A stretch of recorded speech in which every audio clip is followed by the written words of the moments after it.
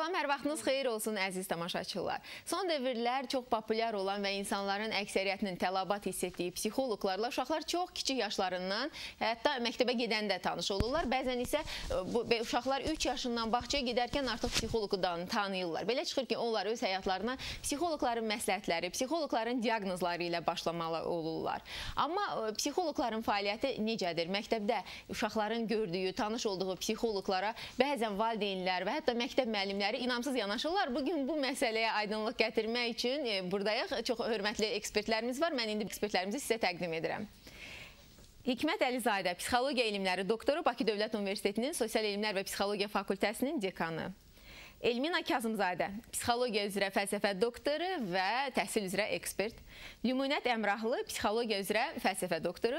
Hər biriniz xoş gəlmişsiniz studiyamıza. Doğrudan da bugün bizim verilişimizdə Azərbaycanın demək olar ki, yəni çox hörmətli psixoloqlarından üçü əyləşiblər və psixoloqlar haqqında təbii ki, biz sizin kimi mütəxəssislərdən soruşmalıydıq. Bugün psixoloqlarımız necə fəaliyyət göstərir? Xüsusən məktəb psixoloqları, yəni bağçalarda ümumiyyətlə psixoloji xidmət hansı səviyyədədir? Valideynlər məktəb psixoloqlarına inanmalıdırlarmı? Onlara necə müraciət etməlidirlər? Hansı vaxtlarda müraciət etməlidirlər? Uşaqlardan hansısa problem olduqda, yoxsa normal, yəni uşaqlar haqqında informasiyalar öyrənmək üçün müraciət etməlidir? Bununla bağlı biz əlbəttə ki, canlı efirdəyik. 404-1161 telefon nömrəmiz sizə açıqdır. Zəng edib suallarınızı ekspertlərimizə ünvanlaya bilərsiniz.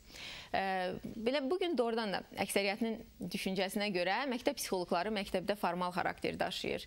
Bəziləri düşünürlər ki, yəni o qədər də öz işlərinin peşəkarı deyirlər. Bəziləri düşünürlər ki, məktəb psixoloqları əllərində kifayət qədər vəsaitləri yoxdur ki, buna uyğun olaraq öz metodikalarını qursunlar.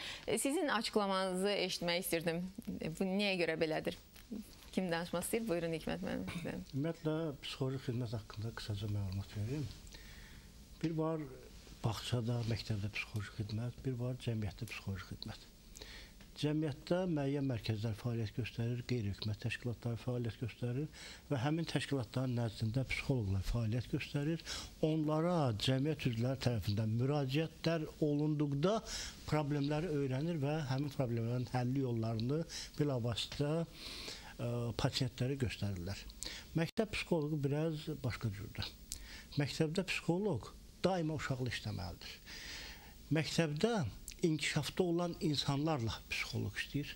Cəmiyyətdə isə formalaşmış insanlardır. Formalaşmış insanlar psixoloqa müraciət edir. Nə üçün mən deyirəm ki, məktəbdə daima psixoloq işləməlidir? Hər bir şagird inkişafdadır. İllər keçir, təhsil alır. Təhsil aldıqca onun dünya görüşü dəyişir, intellekti dəyişir. O inkişaf etdikcə cəmiyyət insan problemləri ilə rastlaşır və bu problemdə münasibətlər sistemində müxtəlif şaxələnmələr yaranır. Bax, bu şaxələnmələri psixoloq tənzimləməlidir. Eyni zamanda məktəbdə hər bir şagirdin motivasiyası öyrənməlidir, qabiliyyəti öyrənilməlidir, maraqlar öyrənilməlidir. Bilavasitə bunlar öyrənildikdən sonra şagirdin inkişafını təmin etmək mümkün olur. Lakin bayaq siz qeyd ediniz, bir sıra hallarda bu formal xarakteri daşıyır. Ona görə formal xarakteri daşıyır ki, məktəbdə bir psixoloq, çoxlu şagird. Məktəbdə müəllim birdən-birə, psixoloq birdən-birə bu qədər şagirdlə işləmə imkanlarına malik deyil. Düzdür, xaricdə bu məsələlər biraz başqa səmtdə həll edilibdir. Xaricdə də ola bilər ki, məktəbin 1 və ya 2 psixoloqu var. Mən burada psixoloqun sayının çox olmasının tərəfdarı deyiləm. Ancaq xarici ölkələrdə, xüsusən inkişaf etmiş ölkələrdə müəllimlərin psixoloji savadı kifayət qədər yüksəkdir.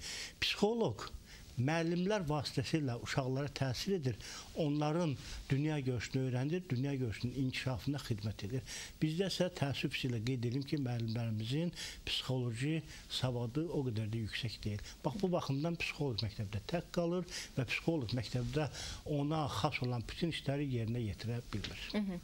Doğrudan belə çıxır ki, psixoloqun nüfuzunu artırmaq lazımdır. Məktəblərdə, yəni müəllimlərin köməyi ilə təbii ki, bu məktəb rəhbərliyin köməyi ilə psixoloqun nüfuzu çox olsun ki, yəni insanlar da ona etibar eləsinlər, elə deyilmi Elmina xanım?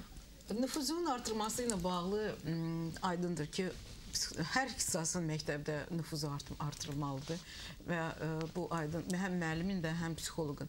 Amma mən burada psixoloqun vəzifəsini, psixoloq adında bu vəzifəni dəyişdirərdim.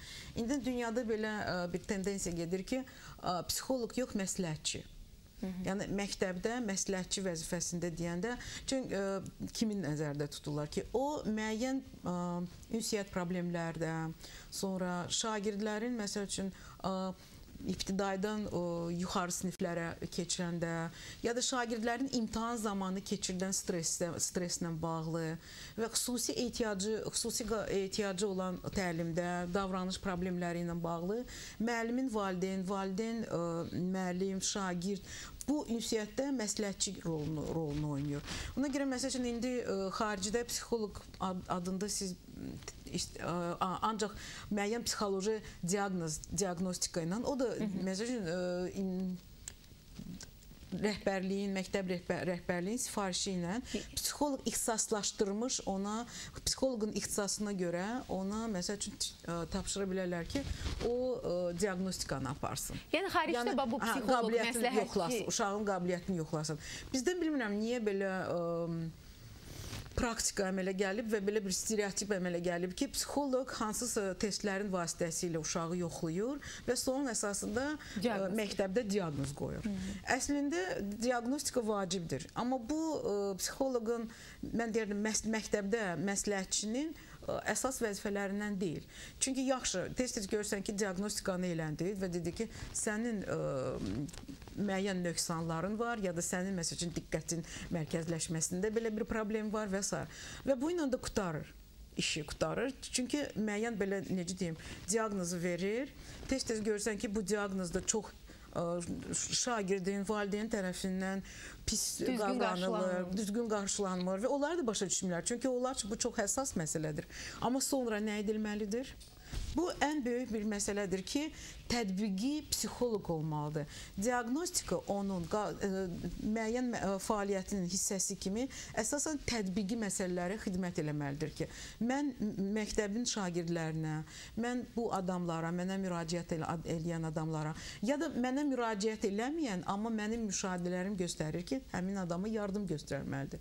Mən ona necə kömək eləyə bilərəm? Və mən burada bir misal belə gətirə bilərəm. Xüsusi qayğı ilə işləyən müəllimlər şagirdə aid fərdi təlim planını qururlar. Qayğıya ehtiyacı olan uşaqlar. Xüsusi qayğıya ehtiyacı olan, xüsusi təlimlə bağlı xüsusi ehtiyacları olan uşaqlar.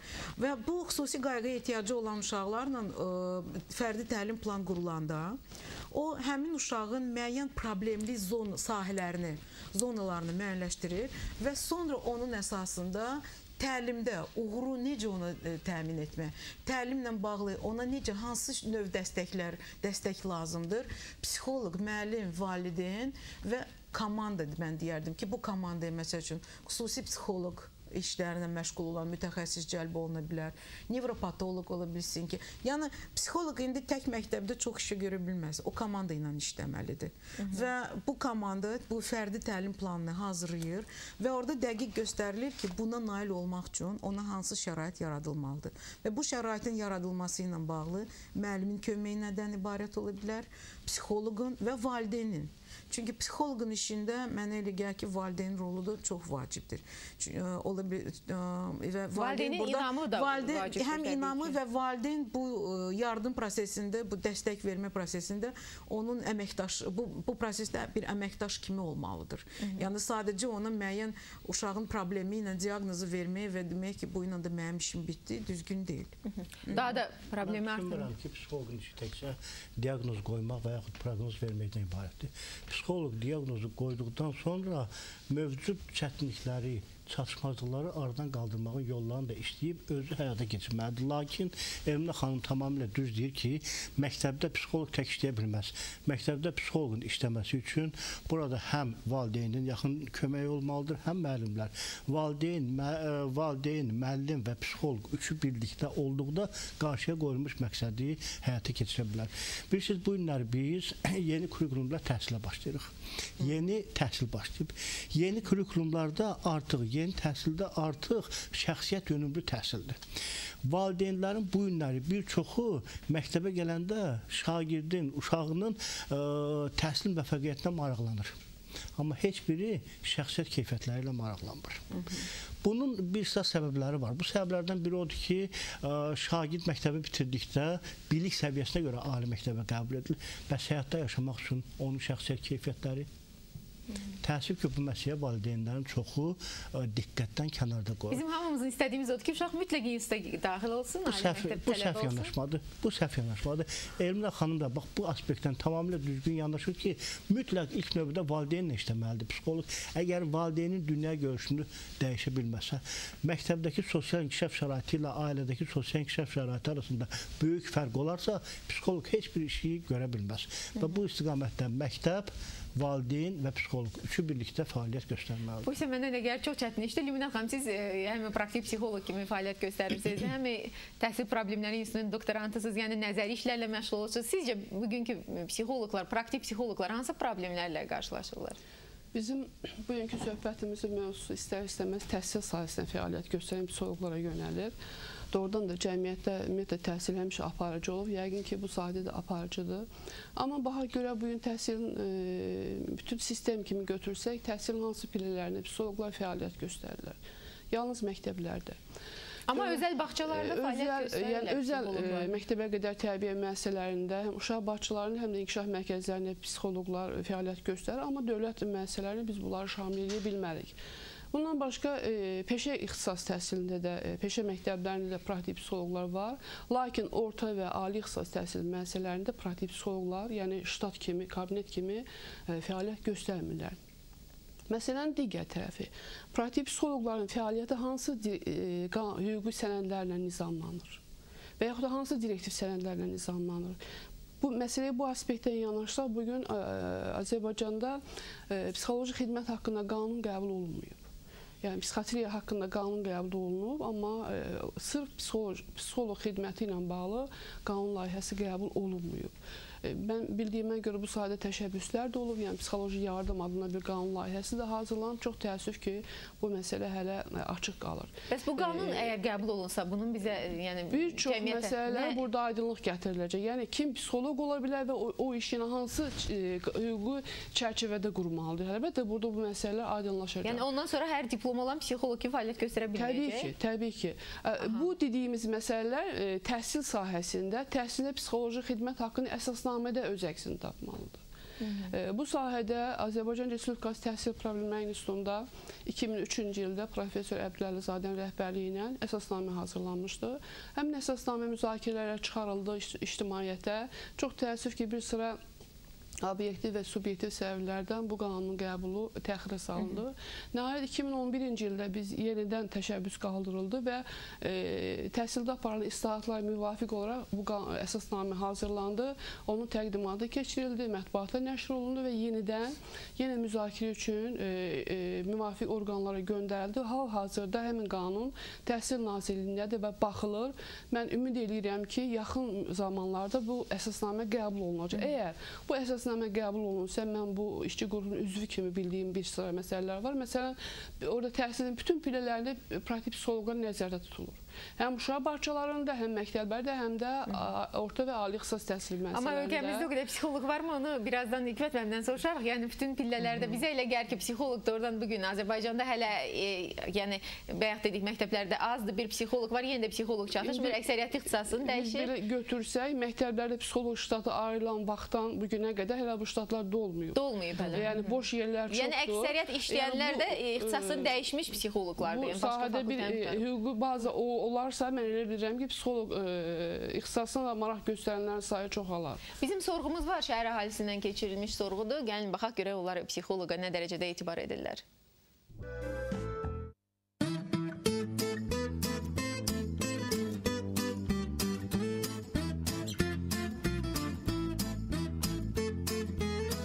Bəli, belə var. Müraciət eləmişsiniz açılsa psixoloqa? Bəli, eləmişik. Biz uşağın intellekti ilə, bizim uşaq çox zəif idi. Müəllimə ondan özü məşğul olub, şəxsən düz biri. Onu ilə də yəni çox insanlar psixoloqa müraciət edəndə biraz birtəhər baxırlar, amma mən onu elə hesab eləməzdim. Bizim uşaq onunla da çox aktivləşdi, çox yəni danışdı, onu ilə də uşaq açılışdı. Uşağınızın problemi ilə bağlı psixoloqa müraciət etmisiniz? Yox, etməmişəm. Niyə etibar etmirsiniz, yoxsa? İtibar edirəm. Ümumiyyətlə, mən uşağı bağçaya qoyuram. Heç bir bağçalarda, bildiyimə görə məktəblərdə də psixoloq yoxdur. Amma istəyərdim ki, olsun. Çünki istəyərdim ki, uşağımın bilim ki, o cəmiyyətdə necə aparır özünü, nə fikirləşir. Ümumiyyətlə, evdə bilinmir. Ana, ata ərazisində bilinmir. Amma bağçadadır, məktəbdə biz onun nə fikirləşdiyini, nə istədiyini bilməliyik. Ehtiyac olmayıbdır. Amma ehtiyac olsa müraciət edilməyərəm. Məktəbdə necə? Psixoloq var? Yox, həkim var, amma psixoloq yoxdur. Bütün uşaqlara lazımdır. Nəinki uşaqlara, böyüklərə də lazımdır. Məktəbdə psixoloq var? Elə vaxt olur ki, uşaqlar dərslərini öyrənməkdə, necə deyim, dərsə qalxanda həyəcanlanırlar, dərslərini tam danışa bilmirlər. Bu zaman onların hər şeyi yadından çıxır da, ona görə də psixoloq olsa daha yaxşı olardı. Ehtiyacı olmuyor uşağımın. Ümumiyyətlə, çətin tərbiyə olunan uşaqlar var da, hər bir məktəbdə olduğu kimi bizim məktəbdə də var. Onlarla məşğul olurlar, nəticəsi də olur. Dərs oxuyanda biraz yadımda gec qalır. Cavabını deyirdim. Deyir ki, çox dərs oxumaq yox, biraz dincəlmək, vaxtında yemək, sonra oxumaq lazımdır. Onda elə olsa yadda yaxşı qalacaq dərs. Bəli, var. Məktəbin psixoloquna bəli eləmişəm. Biraz birinci sinifə gələndə problem olduğuna görə müəllimənin köməkliyi ilə bunu yola verdik. Psixoloq yoxdur, amma çalışıram özüm öz əhatəmlə, öz dünya görüşümlə onu idarə edeyim. Suallarına cavab verim, maraq dairəsini müəyyən edeyim. Hardasa yönəltmələr eləyim. Hesab edirəm ki, hər kəs öz psixoloq olmalıdır. Əgər bir qadın, bir ana öz ailəsinin uşağı yaxşı tanımırsa, ona heç bir psixoloq kömək eləməyəcək. Amma ola bilər tibbi baxımdan, hər hansı bir psixoloji stres baxımından məhz psixoloqa, mütəxəssisə ehtiyac olsun. Amma çox təəssüf ki, yaxşı mütəxəssis azdır. Bəzi məktəblərdə var, amma bizim məktəblərdə olsun istəyərdim. Bəli. Mənim 2 uşağım bu məktəbdə oxuyur. Biri elə bir ki, 5 yaş yarımından qoymuşam deyə, onda ümumiyyətlə lazım oldu. Həm də ki, uşaq elə bilirdi ki, kompleksidir. Amma indi elə bir vəziyyətdədir. O elə oxuyur ki, hamı onun istedadına, elə bu qızımın da istedadına. Mən onlardan sonra çox bilmişəm ki, uşaqlarım çox istedadlıdır. Hər bir valideyn psixoloqa müraciət eləsə yaxşı olar.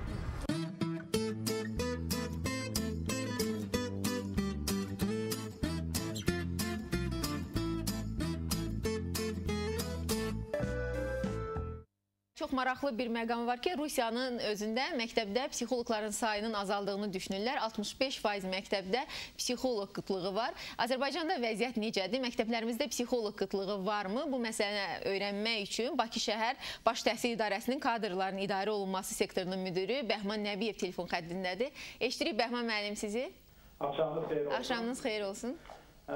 Bakı şəhər təhsil idarəsi bilirsiniz ki 2006-cı ildə yaranmışdır və həmin vaxt məktəblərin psixoloqlarla təminatında xeyli çətinliklər olmuşdur. Yəni təxminən məktəblərin 30%-i psixoloqlarla təmin olunmamışdır.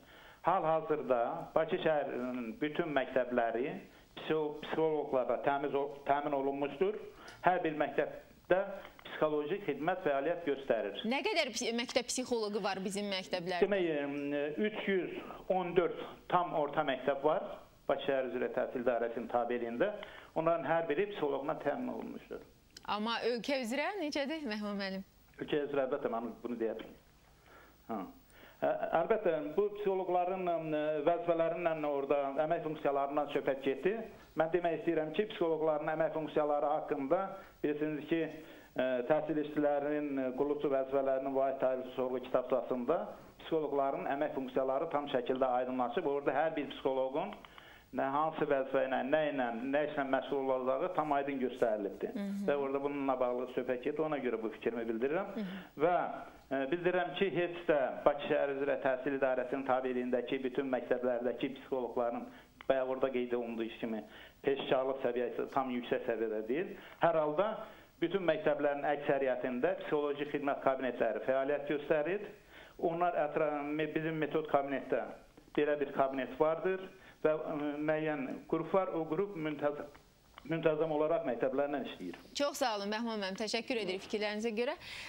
Hikmət müəllim, belə Bakıdakı bütün məktəblərdə psixoloqlar var, Bəhman müəllim dedi, amma ümumi ölkə üzrə hardasa 2700 məktəbdə mən bildiyimə görə məktəb psixoloqları var. Yəni tam əhatə olunmuyor. Yəni biz bayaq dedik, hətta bir psixoloq məktəbdə azdır, amma ki, yəni onlar da ixtisaslı baza təhsilli psixoloqlar deyirlər. Ümumiyyətlə fakültə haqqında eşitmək istəyirəm. Siz psixologiya fakültəsinin dekanısınız. İldə nə qədər psixoloqları alim təhsili bitirirlər, diplom alırlar? Yəni bizim ölkəmizdə nə qədər ixtisaslı psixoloq var? Məsələn, Bakı Dövlət Universitetində bitirənləri təbii ki, nəzərdə tuturam. Çox sağ olun sualınıza görə. Mən bu suala cavab verməzdən əvvəl video görüntüyə öz münasibətimi bildirmək istərdim. Mən o video görüntüdə, bəli, mən çox sevindim. İndi valideynlərin psixoloqa münasibəti müsbət mənada dəyişmişdir. Əvvəllər onlar psixoloqa etibar eləmirdilər. Lakin gördüyünüz kimi bu günlər onlar psixoloqa etibar edirlər. Bu psixoloqların xidmətidir. Hətta tələb eləyirlər ki, olsun, onlar uşaqlarla işləsin. Bəzən valideynlər psixiatrla psixoloqu qatışdırırlar. Psixiatr xəstə insanlarla işləyir, psixoloq normal insanlarla işləyir. Normal insanın da problemləri var, o problemləri öyrənib onları aradan qaldırmaq. Eyni zamanda hər bir insanın psixoloji keyfiyyətlərinin inkişafı baxımından da psixoloqun böyük rolu var. Bayaqlarda video görüntüdə xanımın dediyi kimi psixoloqa müraciət etdikdən sonra onun uşağının problemləri aradan qalxdı. Bu məni sevindirdi. Milli liderimiz Heydər Əliyevin təhsil sahəsində siyasətinə uyğun olaraq Azərbaycanda son illər yüksək ixtisaslı kadr hazırlığında böyük dönüş yaranmışdır. Möhtərəm Prezidentimiz İlham Əliyev də bu istiqamətə xüsusi diqqət yetirir və əgər diqqət eləmişsinizsə, onun sərəncamlarının böyük əksəriyyəti təhsillə bağlıdır, təhsilin yaxşılaşdırılması ilə və təhsildə gedən islahatların daha da sürətlənməsinə bağlıdır. Bu istiqamətdə bütün ali məktəblərdə, Azərbaycanın bütün ali məktəblərində olduğu kimi Bakı Dövlət Universitetində də, o cümlədən bizim fakültədə də xeyli böyük işlər görünür.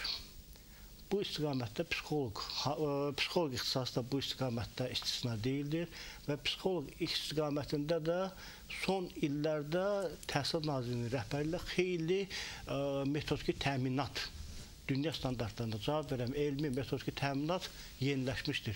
Bu günləri Bakıda təhsil sahəsində hazırlanan kadrlar dünya standartlarına müvafiqdirlər.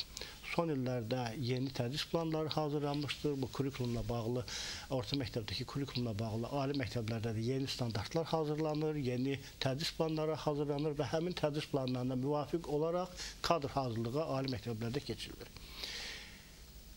Bu illəri Bakı Dövlət Universitetində hər il 50-75 nəfər psixoloq kadrları hazırlanırdı.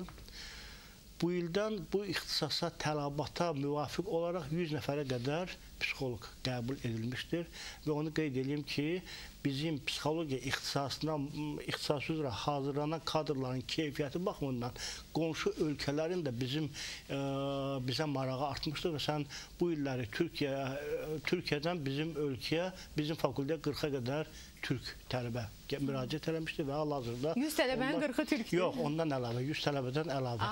100 tələbədən əlavə 40 nəfərə qədər də bizdə türk tələbələr müraciət eləmişdir. Onların da seçilməsi nəticəsində 30-a yaxını hal-hazırda bizdə təhsil alır. Bütün kurslarda türk tələbələrimiz vardır, amma getdikcə onların marağı artır. Bu bizim kadrlar Türkiyəyə getdikdə daha yaxşı işlədikləri üçün onların marağı bizə artır və onlar getdikcə daha artıq türk tələbələrini bizim fakültəyə göndərirlər. Elmina xanım, yəni sizi bəlkə də çox insan təhsil üzrə ekspert kimi tanıyır, amma siz psixoloqsuz, mənim də universitetdə ən sevimli müəllimlərimdən biri olmuşsunuz. Elmina xanım, mən bilirəm ki, siz çox xaricə gedirsiniz, xaricdə müxtəlif, təbii ki, bu təhsillə bağlı, psixoloq işləri ilə bağlı daha çox informasiyanız olan insansınız. Mən onu öyrənmək istəyirdim ki, məsələn, xaricdə məktəb psixoloqları, praktik psixoloqlar necə işləyirlər? Məsələn, bizə həmişə elə gəlir ki, Hikmət müəllim indi dedi və o sual məndə yarandı ki, bizə elə gəlir ki, xaricdə daha yaxşıdır, xaricdə psixoloqlar bu işləri görürlər, bizdə isə elə deyil. Amma siz necə düşünürsünüz? Orada məktəb psixoloqlar nə işlə məşğuldular?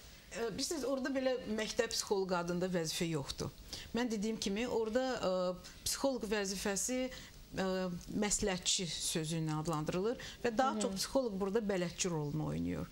Və psixoloq birinci plan qurur, iş planını qurur və bu iş planında mütləq o açıq belə internetdə onu yerləşdirir, sonra öz məsləhət saatlarını elan eləyir, açıq ki, onlar gələ bilərlər və müəyyən eləyir, məsəl üçün birinci mən dediyim kimi hansı uşaqlara təlimlə bağlı yardım lazımdır. Davranışı ilə bağlı, müəyyən onun qabiliyyəti problemləri ilə bağlı və s. Bu fərdi məşğul olan psixoloqlardır. Fərdi. Qrup şəklində ola bilsin. Qrup şəklində əsasən burada uşaqlarda sosial kompetensiyaların inkişafı ilə bağlıdır. Sosial kompetensiya, yəni sabah cəmiyyətdə həmin uşaq düzgün ünsiyyəti qura bilsin. Başqası ilə ünsiyyət quranda diqqətli qulaq asmağa qabiliyyətinə nail olsun, öz sözünü, öz fikrini ifadə etməyə nail olsun. Bu kommunikativ kompetensiyalar, yəni sabah cəmiyyətdə o həqiqətən uğurlu bir kompetent adam kimi, şəxsiyyət kimi fəaliyyət göstərsin. Və mən deyərdim ki, indi bizim yeni kurikulumda bu şəxsiyyətə yönümlü anlayış psixoloji anlayışlara çox oxşardır. Və ikinci psixoloqun rolu müəllimlərlə işdir. Ona görə yox ki, məsələn, müəllimin hansısa problemi olanda ola bilsin ki, müraciət edirsin. Amma daha çox psixoloq müəllimlə bir yerdə hər uşaqla, problemi olan uşaqla, problemli olan uşaq üçün plan hazırlayır, dəstək planı, məsləhət saatlarını müəyyən eləyir, lazımdırsa valideyni cəlb eləyir və psixoloqun əlində çox vacib belə bir gündəlik aparır. Həmin gündəlikdə o apardığı iş, müşahidələri, qeydləri daxil edir. Peşəkar bir gündəlik və niyə belə bu gündəlik maraqlıdır? Çünki xaricdə məktəb psixoloqların, bizim dilimizlə desək, böyük peşəkar birləşmələri var. İctimai peşəkar birləşmələrdir və onlar mütləq o birləşmələrin üzvü kimi qeydiyyatdan keçməlidir. Çünki məsəl üçün hansısa problemi ola bilsin ki, onun təcrübəsində yenidir. O peşəkar şəbəkəsinin vasitəsilə öz işində olan suallara cavab ala bilər.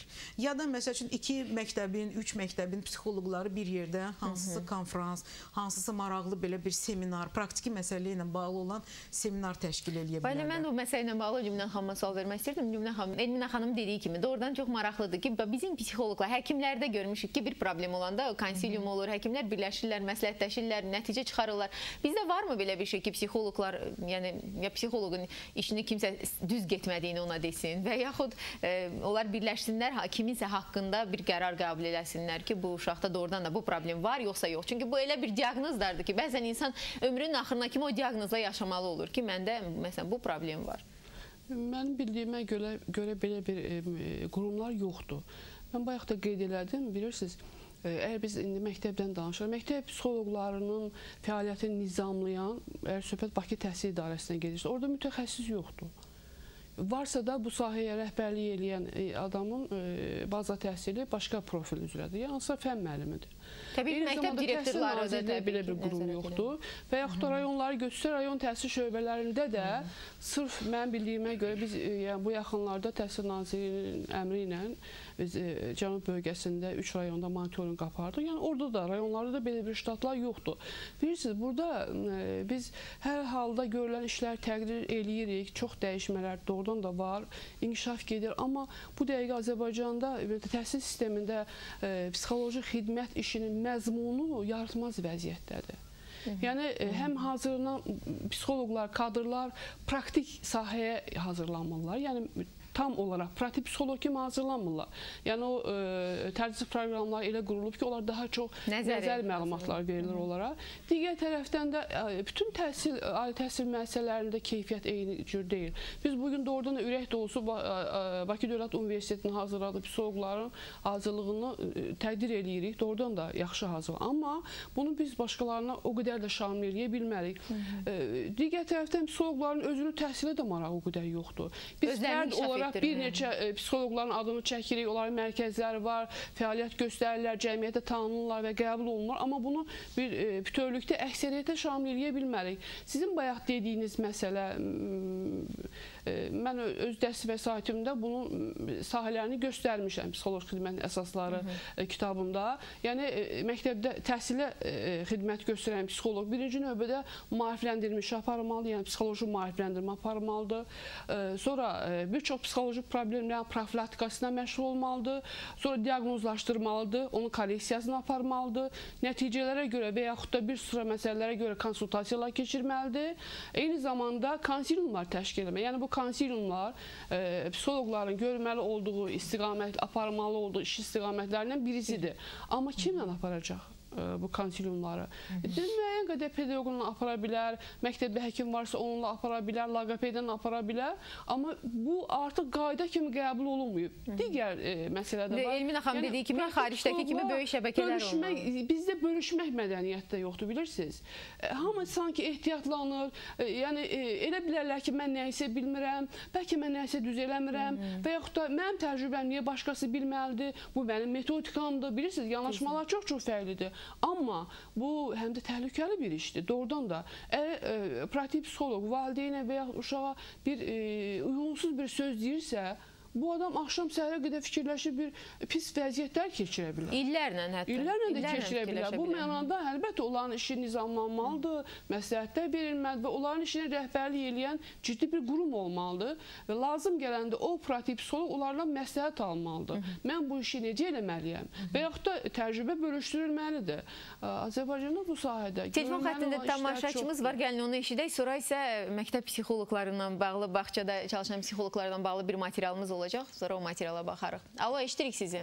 Alo. Buyurun. Allah sizinkilərdə saxsın. Mənim bir nəvəm var, birinci sinifə gedir. 10 gün yaxşı getdi. 10 gündən sonra bu uşaq müəllimə sinifə girən kimi kitabı açır, başlayır ağlamağa. Anasına da deyir, yanımdan getmə. Özü gözəl oxuyur, ona görə istəmirik dərsdən ayıraq onu. Psixoloq var idi məktəbdə. Ona müraciət elədik. Gəldi, dedi, tədricən keçəcək bu uşağı. Bu günə qədər valla keçməyib. Çox sağ olun. Suala görə evdə televizorun səsi biraz çoxdur, ona görə eşitmək çətin olur. Psixoloq görən kimi hər yerdə belədir. Hər kəs istəyir ki, nəsə soruşsun və problemin desin. Yəni, məktəb psixoloqu dedi ki, keçəcək, yəni uşaq məktəbə adaptasiya olunacaq, amma adaptasiya olunmaq çətin oldu. Yəni, burada cavab vermək istəyirsinizsə cavab verin, amma hər halda mövzumuz bağlı deyildi, ona görə. Mən düşünürəm ki, bəli, uşaqla ciddi şəkildə bunu araşdırılmalıdır. Ya müəllimin özü ilə bağlı və yaxud da sinifdəki sinif yoldaşları ilə bağlı uşağın problemləri var. Yəni, uşağın oxuduğu sinifdəki psixoloji mühit aydınlaşdırılmalıdır. Yəni, artıq bir neçə ay keçib uşaq adaptasiya olunmayıbsa, artıq səbəb var və işləmək lazımdır. Materialımız var, məktəb psixoloqlarının fikirlərini işləyəcəyik. Gəlin, baxaq. Artıq 20 ildir ki, Azərbaycan məktəblərində praktik psixoloqlar fəaliyyət göstərirlər.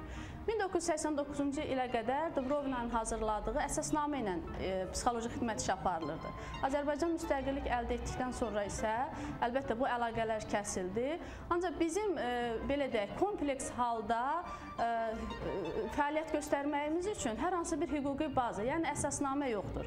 Bu da belə bir nəticəyə gətirib çıxarır ki, hər bir məktəb öz tələblərinə uyğun illik, yarım illik, aylıq plan və proqramlar tərtib edir və bu plan üzrə də öz işini qurur.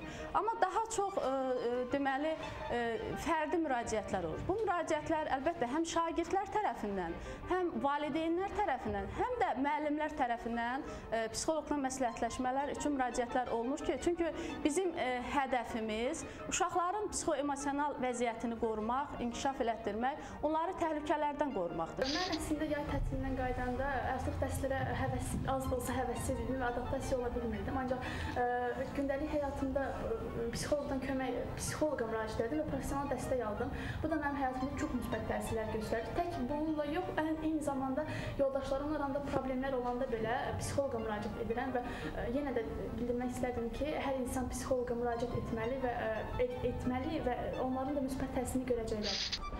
Salam Nurcu. Necəsən? Yaxşıyam. Bugün səninlə plastilin üzrə iş aparacaq Nurcu. Plastilindən müəyyən bir forma, fiqur alacaq. Başlayaq. Hansı rəngi çox sevirsən? Ondan başlayaq. Adı? Bənövşəyi rəng. Başlayırıq yaymağa. Bax, burada hansı fiquru istəyirsənsə, o fiquru götür, seç. Hansı fiqur daha çox xoşuna gəlir? Aha.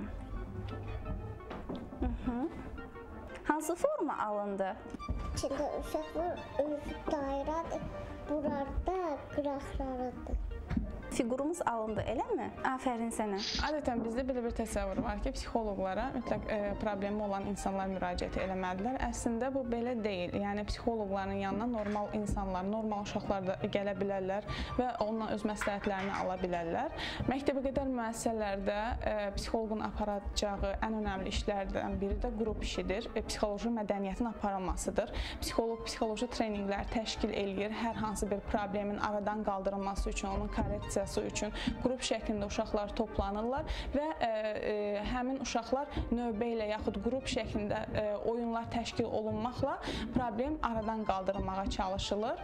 İlk növbədə oyuna başlayanda həddən artıq həyəcan var idi. Yəni nə edəcəyimi, necə danışmağımı bilmirdim və siz bir psixoloq kimi mənə müsbət cəhətlərini öyrətdiniz ki, məsəl üçün açıq havada gəzmək, üzgüçlüyə getmək, yəni bunların çox müsbət rolu var idi. İnsanda daha çox əhval-ruhiyyə yaradırdı ki, bu da həyəcanı qaldırmağa yönəldirdi. Və məşğuliyyətlərlə olanda, yəni həyəcan artıq ortadan qaldırıldı, artıq oyuna daha çox özümü yönəltdim. Psixodiaqnostikanın keçirilməsi bu baxımdan çox əhəmiyyətlidir. Psixodiaqnostika vasitəsilə uşaqda olan problem müəyyənləşdirilir və həmin problem əsasında psixoloq görəcəyi işi əvvəlcədən dəqiqləşdirilir və növbəti addımda o uşaqla psixokorreksiya işini həyata keçirir. Psixoloji treninqlər təşkil olunur, psixoloji oyunlar keçirilir uşaqlarla və həmin problem psixoloqun yardımı ilə aradan qaldırılır. Gənc psixoloqlardır və uşaqlarla necə işləyirlər və nəticəsi də artıq var təbii ki. Onlar öz fikirlərini söylədilər, amma bizim indi telefon xəttində bir psixoloq olmalıdır. Gəlin onu eşidək. Eşidirik sizi. Salam. Salam. Verilişdə iştirak edənlərin hamısını salamlayıram. Sizdən Elmina xanımı şəxsi tanışdığımız var. Mənim adım Faidə xanımdır. Şaxtaxtinskaya biz çoxdan tanışıq. Mən özüm məktəb psixoloqu işləyirəm 20 ilə yaxın. Və mən çox xahiş eləyərdim ki, gələcəkdə bəlkə dairəvi masalar, ya da ki, treninqlər, seminarlar olanda özəl məktəbləri yaddan çıxartmasınlar. Çox məmnuniyyətlə iştirak edərdim belə seminarlarda. Yəni siz istəyirsiniz ki, bu sayda savadınızı, biliyinizi artırasınız, eləmi Sayda xanım? Əlbəttə ki, ünsiyyətdə olun başqa psixoloqlarla. Amma bugün sizin bir ehtiyacınız olanda kimə müraciət edirsiniz? Kimdən öyrənirsiniz? İnternetdən sadəcə. Təşəkkür edirəm. Sağ olun. İstəyərdim ki, həmkarlarla ünsiyyətdə olum. O mənə elə gəlir ki, o da pis olmazdı. Çox yaxşı olardı. Çox sağ olun. Təşəkkür edirik. Hikmət müəllim, elə Limonat xanım dediyi məsələdir ki, yəni psixoloqların özləri müraciət edirlər ki, onların o konsiliuma ehtiyacları var. Onların öz işlərini daha da təkmilləşdirməyə ehtiyacı var. Fikriniz varsa söyləyə bilərsiniz ya da ki, sizdən əlavə. Mən elə bugünkü söhbətdən belə qənaətə gəldim ki, biz yeni bir psixoloji mərkəz yaratmalıyıq. Həmin psixoloji mərkəz məktəb psixoloqlarının fəaliyyətini belə desək düz olar bəlkə də koordinasiya etməlidir. Aha. Nə gözəl, bunda bizim rolumuz oldusa. Mən bir fakültə dekanı kimi bizim məzunlarla tez-tez görüşürəm. Bizim məzun tələbələrin bir qismi müxtəlif mərkəzlər açıblar. Həmin mərkəzlərdə psixoloji xidmət işləri görürlər. Eyni zamanda bayaq televiziyada danışan, video görüntüdə danışan tələbələr, psixoloqların bir qismi də bizim məzunlardır, məktəblərdə işləyirlər. Mən də bir sıra məktəblərdə olmuşam, psixoloqların işi ilə tanış olmuşam. Lakin təbii ki, bütün məktəblərdə bütün psixoloqlarla görüşə bilməmişəm. Amma belə bir fikir məndə yarandı ki, biz bu koordinasiya mərkəzini yaradıb, psixoloqları dəvət etməliyik, onların gördükləri işi konkretləşdirməliyik. Yaxın gələcəkdə mən universitetdə, fakültəmizdə belə bir mərkəzin açılması ilə bağlı təşəbbüs göstərəcəm. Nə dərəcədə bu alınacaq, alınmayacaq bilmirəm, amma hər halda mən çalışacağam ki, belə bir mərkəzin olması. Siz çalışacaqsınızsa biz əminik ki, o çox yaxşı olacaq və hamının da bayaqki söhbətimizə bir də qayıtmaq istərdim. Ehtiyacı olacaq bu mərkəzə. Bir də qayıtmaq istərdim. Siz məktəbdə psixoloqun işi həddindən artıq çoxdur və biz doğrudan da məktəb psixoloqunun fəaliyyətini çox genişləndirməliyik. Bax, adi bir məsələdir. Mən konkret bir misal əsasında vaxtımız var. Var, buyurun. Konkret bir misal əsasında mən istərdim ki, öz düşüncələrimi izah edim. Bax, bu günləri bizdə peşə ünvü məsələsi həddindən artıq zəif həyata keçirilir. Tələbələrin, daha doğrusu şagirdlərin ali məktəbə qəbul olarkən seçdikləri ixtisaslar. Təcrübə göstərir ki, onlar bir sıra hallarda səhv ixtisaslar seçirlər. Hansı ixtisasa daxil olmasına asılı olmayaraq, bir neçə ildən sonra ona bəlli olur ki, bu ixtisas onun ürəyincə deyil, onun qabiliyyətinə uyğun deyil və s. Təzədən ikinci təhsil, üçüncü təhsil. Bəli, indi mən soruşuram, bəs bu işlə kim məşğul olmalı idi? Mən düşünürəm ki, məktəb psixoloqunun işinin biri də ondan ibarətdir ki, məktəbdə şagirdlərin qabiliyyətlərini müəyyənləşdirsin. Bilirsiniz, bir sıra hallarda maraqlar, emosiyalar səviyyəsində formalaşır insanlarda. İnsan marağını, şagird daha doğrusu, şagird marağını qabiliyyət kimi qiymətləndirir. Gəlir, ali məktəbə qəbul olur, bir neçə ildən sonra görür ki, yox, bu səhv eləyibdir. Psixoloq qabiliyyəti müəyyən eləməlidir. Onu marağa uyğunlaşdırın. Bu çox çətin işdir. O qədər də asan iş deyil. Bu çox böyük və mürəkkəb işdir. Psixoloq tək bunun işin öhdəsindən gələ bilməz. Psixoloq mütləq həmin qrupda, həmin sinifdə dərs deyən müəllimlərlə və sinif rəhbərlə bir yerdə işləməlidir və psixoloqun əlində proqram olmalıdır. Şagirdin adi bir məsələ, psixi inkişafını nəzarətdə saxlamalıdır. Birinci sinifdən aylar ötdükcə, həftələr ötdükcə, aylar ötdükcə, illər ötdükcə bu psixi inkişafda hansı dəyişmələr var, hansı münasibətlər, hansı yeniliklər var, nəyə ehtiyac var. Təkcə təbii ki, psixi inkişafda yox, onun münasibətlər sistemində. Bax, adi bir misal çəkim. Sinifdə hər birimiz bilirik ki, sinifin lideri var, sinifin təcrübə olmuş üzvü var. Sinifin təcrübə olmuş üzvü bir sıralarda müəllimin psixoloji biliyi kifayət eləmir ki, onu təcrübə olmadan çıxarsın. Həmin hər bir sinifdə bir nəfər təcrübə olmuş üzv. Onlar məktəbdən kənar toplaşır, müəyyən antisosial hərəkətlərə yol açılır. Psixoloq bunu müəyyən eləməlidir, onları təcrübə olmadan çıxarmalıdır. Mütləq deyil ki, psixoloq həmin şagirdlərlə birbaşa işləsin. Dolayı işləyə, amma proqram işləməlidir. Müəllim hansı işləri, psixoloji işləri sinifdə həyata keçirməlidir. Mən düşünürəm ki, bu işlər üçün təbii ki, həmin o koordinasiya mərkəzinin yaradılması zəruridir və yaxınlarda Emine xanım da bu işdə bizə kömək eləyər. Yaxınlarda biz belə bir mərkəzin yaradılması haqqında yəqin ki, növbəti telefon zəngini eşidək. Alo. Alo. Eşidirik sizi. Axşamınız xeyir. Axşamınız xeyir olsun. Bütün psixologları salamlayıram orada. Limonat xanıma sualım var ki, bizdə uşaq 4 yaş yarımında uşaqdır, oğlan uşaqdır. Zehni cəhətdən yaxşıdır, məsələn, şeirləri bilir, yazı yazmağı bacarır, ancaq özünə qapanı uşaqdır. Yəni, kimisə görəndə ona məsələn qorxur, cəmiyyət içərisində çıxanda qorxur, öz bildiklərini deyə bilmir. Və hətta yaradıcılıq mərkəzinə belə məsləhət olundu, qoyduq. İndi bax, özümüz də ziyalı ailəyik, özüm də ixtisasca həkiməm, ancaq belə qalmışam belə.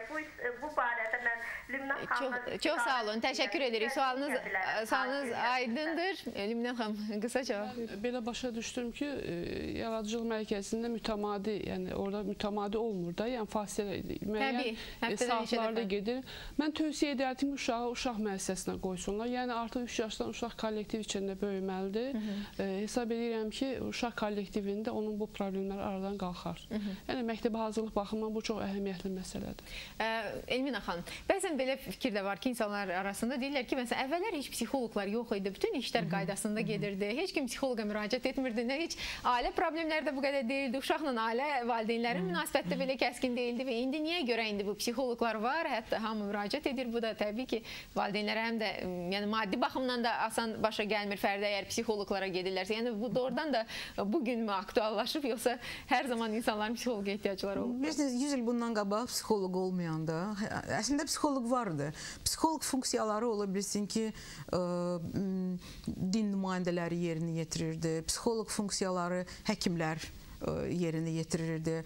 Amma hər zamanın öz xüsusiyyətləri var və hər zamanın xüsusiyyətlərinə görə səhnəyə yeni mütəxəssislər gəlir. 100 il bundan qabaq kompüter üzrə də mütəxəssislər yoxdur əslində baxanda. Amma indi kompüter mütəxəssisləri ən populyar ixtisaslardan biridir. Və ona görə mənə gəlir ki, psixoloq bu yeni zamanənin, yeni xüsusiyyətlər, münasibətlərin, ümumiyyətlə həyatın mürəkkəbləşməsi ilə bağlı, sosial münasibətlərin mürəkkəbləşməsi ilə bağlı. Hətta biz, məsəl üçün, qabaq ünsiyyət çox qapalı sistemdə keçirdi. Ailədə, məhəllədə. Amma indiki məlumat kanalları, məlumat məkanı genişlənir və demək olar ki, sərhəd yoxdur. Ona görə də insanın da psixoloji həyatı mürəkkəbləşib, fəallaşıb.